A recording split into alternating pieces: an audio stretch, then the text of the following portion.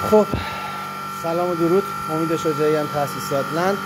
پرده دوم توضیحات کندانسور. چند تا آیتم ما روی این کندانسور اضافه اجرا کردیم که عموما دوستان نصب نمی‌کنن. یک، شیری که روی اویل سپراتور بستیم برای زمان تعویض شیر یه طرفه یا مثلا درایر یا ساید گلاس که روغن تخلیه نشه سیستم.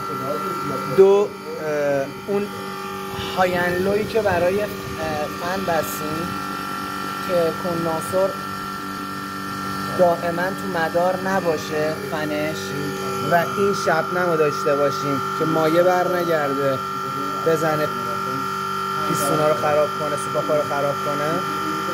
و سه، حتما یادتون باشه نکته‌ای که داریم هاینلو اصلی سیستم که روی خط مایع و خط ساکشن هستش باید ریست دار باشه و قفل‌ها هم باید بعد از تنظیم دیف و هاینلو نصب بشه، ولی روی های فن نباید ریست دار باشه به خاطر اینکه نیاز به ریست نداره، باید خودش کنتاک کنه، آف و آن کنه. یعنی کنتاک 1/4 وصله، 1/2 آفه.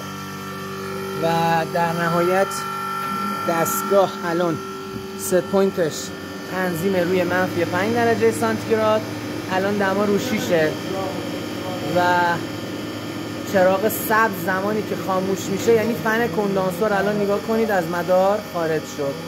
این سیستم های کنترلیه که باعث میشه دستگاه سالها عمر کنه.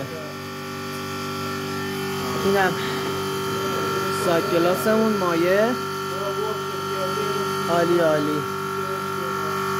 همیشه هم یادتون باشه چک بکنید دمای ورودی درایر و قبل درایر رو، چون ما سیستم رو بعد از جوشکاری با ازوت شستشو داریم و تحت فشار گذاشتیم بعد وکیوم کردیم.